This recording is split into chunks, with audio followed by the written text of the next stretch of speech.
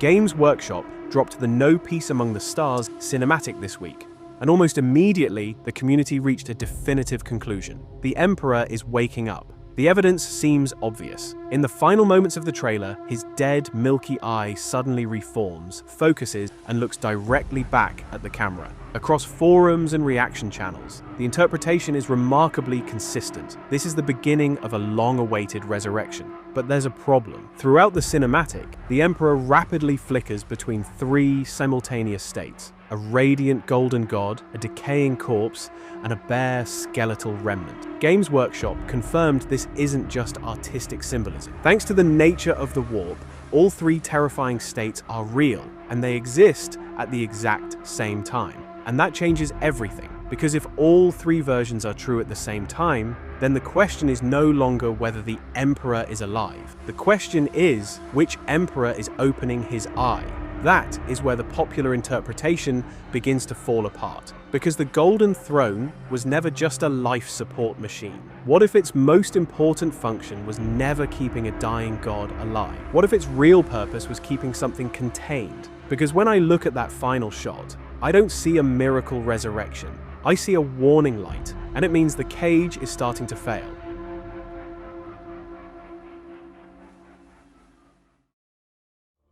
To understand why that eye-opening might be a warning rather than a miracle, we need to understand what the Golden Throne actually is. We know the mechanical prison of Dark Age technology. We know the rotting body suspended at the threshold of death. And we know the thousands of conscripted psychers fed into the furnace every single day. And the warp beacon of the Astronomicon that's holding 1,000,000 worlds together through sheer structural agony. But we must now look entirely past the physical machinery, because the hardware is not the most dangerous part of this equation. Trillions of human beings have spent 10,000 years directing their most desperate fanatical prayers toward this single location.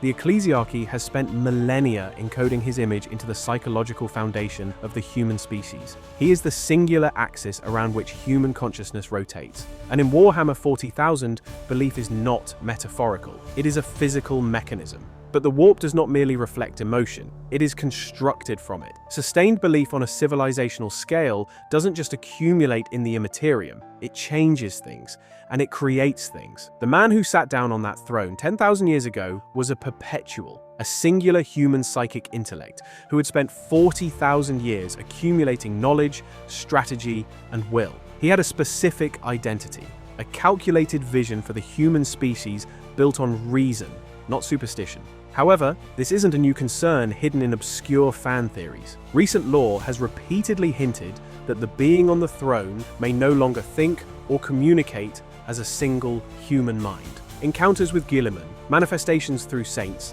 and increasingly godlike miracles all point toward the same unsettling possibility. Whatever survives on the throne is becoming larger, stranger, and less human than the emperor who began the Great Crusade. The man may be gone, only a god remains, and now that God is moving.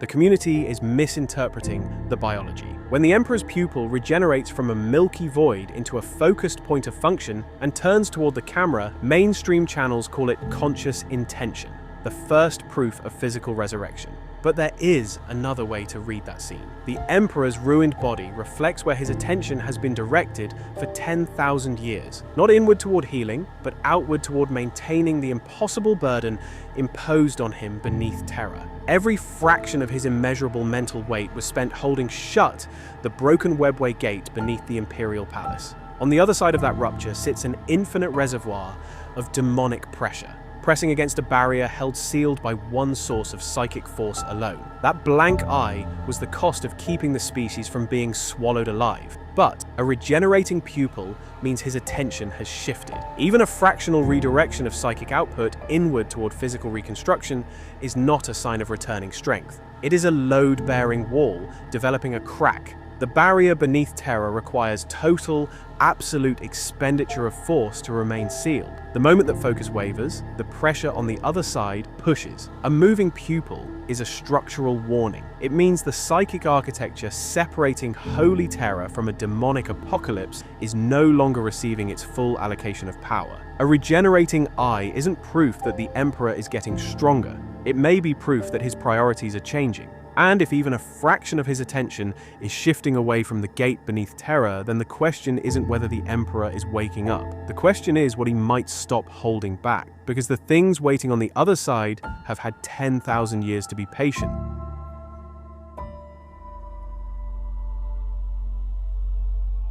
Consider what the community actually wants from this moment. The dream is precise and consistent across every forum, reaction video, and breathless theory thread. The Emperor rises. The Golden God, restored, steps down from the throne. Roboute Guilliman finally has his father back. The Lion returns from his vigil, and the remaining loyal sons reunite beneath a single banner. A new Great Crusade launches, and humanity's long nightmare begins its slow reversal. But that dream has a fundamental structural flaw. The Imperium of the 41st millennium is not a wounded version of his original vision.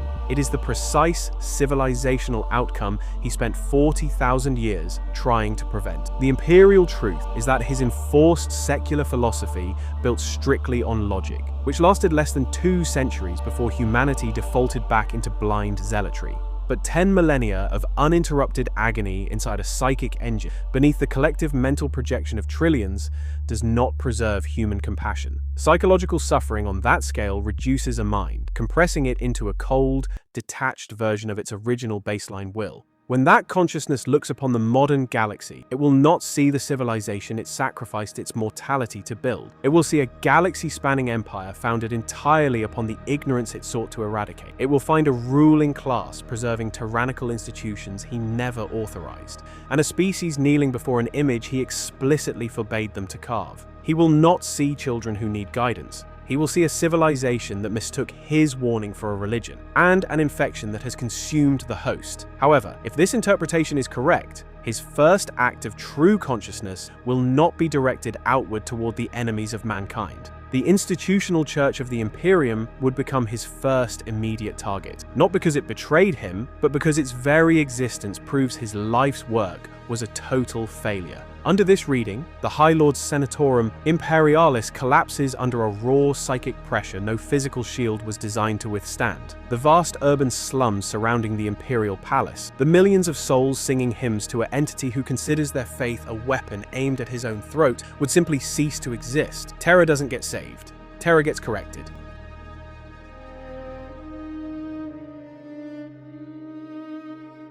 This is the weight the trailer may actually be carrying. Not a resurrection, not a homecoming. The no peace. Among the stars, cinematic may not have shown a god preparing to save his people. It may have shown a containment system developing its first visible fault line, framed in the language of hope, so the horror underneath would take longer to register. Because Warhammer 40,000 was never built around salvation. It was built around the slow, inevitable failure of everything humanity believed would protect it. The Emperor did not build a paradise. He built a machine, cold, utilitarian. A machine designed to function strictly without faith. But the moment he could no longer enforce that vision, blind zealotry rushed in to fill the void. 10,000 years later, the Imperium has completely inverted his laws. And so, the ultimate tragedy may not be that the Emperor is failing to return. The tragedy may be that humanity is about to get exactly what it spent 10,000 years asking for. Because if belief can shape the warp, and if collective faith can manufacture gods, then the entity opening its eye on the Golden Throne may no longer be the secular leader who tried to save humanity.